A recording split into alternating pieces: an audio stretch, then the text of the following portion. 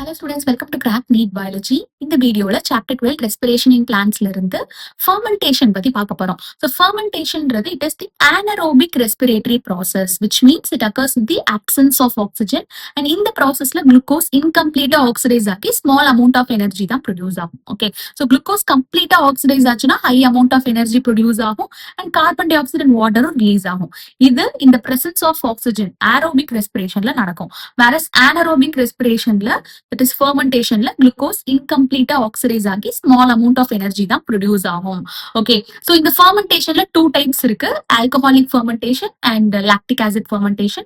So alcoholic fermentation yeastல நடக்கும். Okay, so இந்த processல நமக்கு glycolysisல கிடைச்ச pyruvic acid carbon dioxide and ethanol convert ஆகும் in the presence of the enzyme pyruvic acid decarboxylase and alcohol dehydrogenase.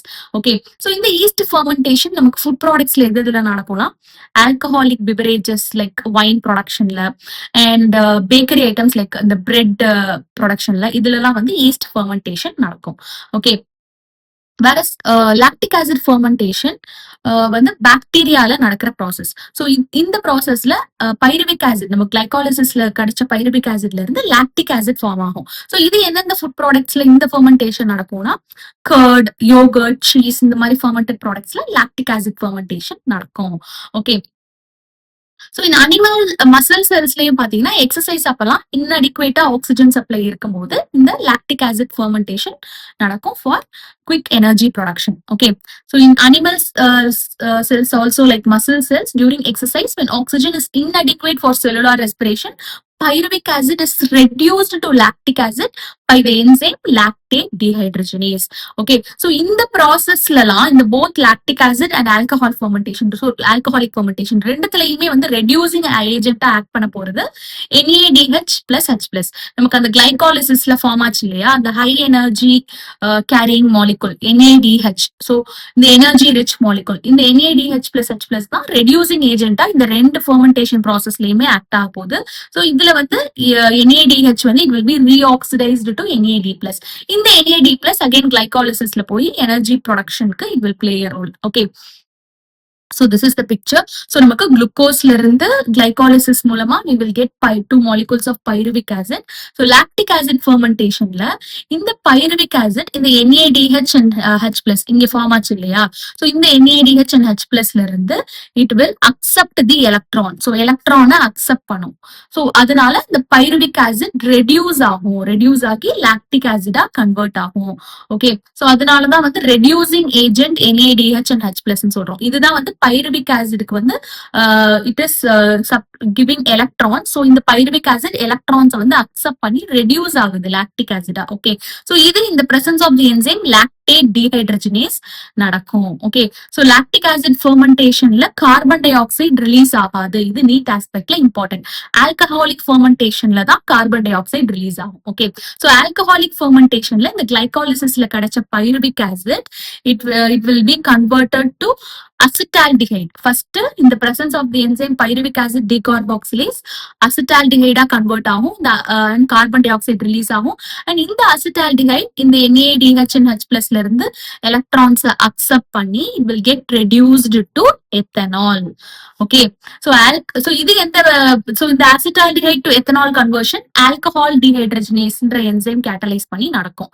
okay, so இந்த alcohol ஃபர்மெண்டேஷன்ல தான் carbon dioxide release ஆகும். Okay, and lactic acid ஃபர்மெண்டேஷன்ல carbon dioxide release ஆகாது. இது NEET ஆஸ்பெக்ட்ல important. And alcoholic ஃபர்மெண்டேஷன்ல ethanol and carbon dioxide form ஆகும். இதுவும் ரெப்படேட்டிவா கேட்டிருக்காங்க.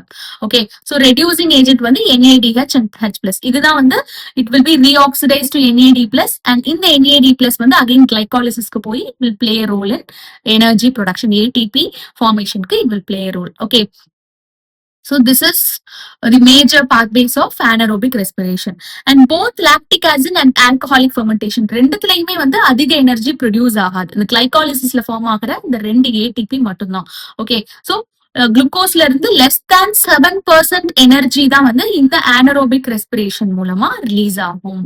Okay, so less than 7% of the energy of in glucose is released, and not all of it is trapped as high energy bonds of ATP. This is important. Okay, so glucose la irundhu less than 7% of energy தான் வந்து இந்த lactic acid and alcohol fermentation, that is anaerobic respiration மூலமா release ஆகுது. Okay, also in the processes la acid or alcohol, so lactic acid fermentation la acid produce ஆகுது, alcohol fermentation la alcohol produce ஆகுது. So ரெண்டுமே ஒரு கான்சென்ட்ரேஷனுக்கு மேல போனா it's ஹசார்டரஸ் தான். Okay, தென் புக்ல கொஸ்டின் கேட்டிருப்பாங்க, what is the net ஏடிபிஸ் that is synthesised when one molecule of glucose is fermented to alcohol or lactic acid. So இந்த anaerobic ரெஸ்பிரேஷன்ல அந்த கிளைகாலிசிஸ்ல கிடைக்கிற ஏடிபி மட்டும்தான். ஓகே, ஸோ கிளைகாலிசிஸ்ல நமக்கு 4 ஏடிபி மாலிகூல்ஸ் ஃபார்ம் ஆகும். அதுல ஃபர்ஸ்ட் ஃபியூ ஸ்டெப்ஸ்ல 2 ஏடிபி மாலிகூல்ஸ் யூட்டிலைஸ் ஆயிருக்கும். So 4 - 2 நமக்கு கிடைக்கிறது 2 ATPs. Okay, so this is same for both the alcoholic and lactic acid fermentation. And alcoholic fermentation la pathina yeast வந்து it will poison themselves to death.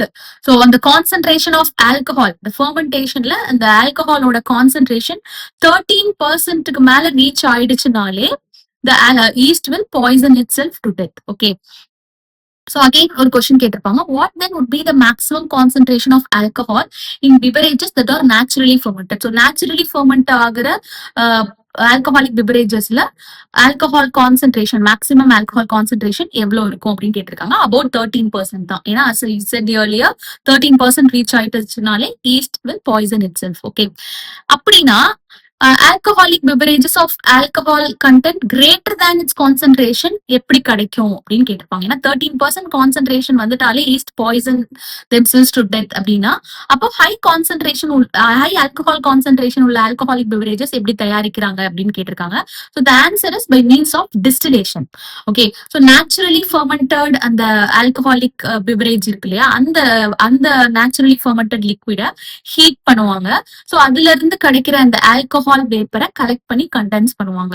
So இது மூலமா அந்த alcohol வந்து it will get separated from the water and other components. Okay, so இது மூலமா ஆல்கஹாலை வந்து concentrate பண்ணி concentrated, அதாவது ஆல்கஹால் கான்சென்ட்ரேஷன் அதிகமா இருக்கிற ஆல்கஹாலிக் பிவரேஜஸ் ப்ரொடியூஸ் பண்ணுவாங்க.